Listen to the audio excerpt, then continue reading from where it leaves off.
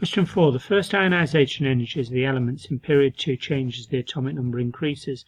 Explain the pattern in the first ionization energies as you go across the period 2 from left to right, from lithium across to neon. So first of all, you've got to say, as you go left to right, the first ionization energy usually increases.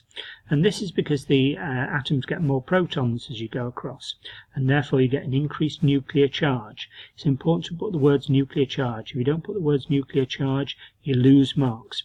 Nuclear charge. So therefore there's a greater attraction from the nucleus for the outer electrons. Again, outer electrons is an important thing to put because it's the outer electrons that have been removed when you have a first ionization energy. So really important to put nuclear charge and outer electrons. All the atoms across the period have the same number of energy levels, so the same amount of electron shielding. So when you get inner energy levels, then they reduce the attraction from the nucleus to the outer electrons, but in this case, because you're going across the period, they have the same number of energy levels, so the same amount of shielding. That gets you a mark.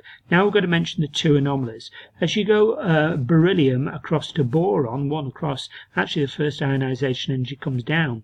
So boron's first ionization energy is lower than beryllium, and the reason for that is because boron has got a 2p1 and a 2p1 electron. It's got a p electron. Beryllium only had one s2, two s2, and that p electron's further from the nucleus. It's got more energy than the 2s, and having more energy, therefore it's already got some energy, more energy than the 2s, and therefore you need to put less energy in to remove it. So if you say that boron's got a lower first ionization energy than beryllium because it's got a 2p electron further from the nucleus with more energy than the 2s electron, the outer electron in beryllium rather, you'll get the mark.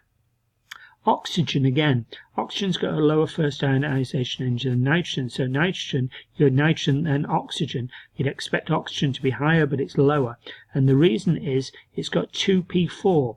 Normally what happens is in the p levels you go 2p1, 2p2 and 2p3. It can hold 6, but when you get to, so it's half full at 2p3, when you get to the fourth electron, then they pair up. So one of the other p electrons has got to pair up with this fourth electron, and when you get a pair of electrons, in other words you get 2p4, they repel each other, and when they repel each other they need less energy to be removed during the first ionization energy compared to non-paired electrons, that is if it's 2p1, 2 or 2p3, where they've then not got to pair up.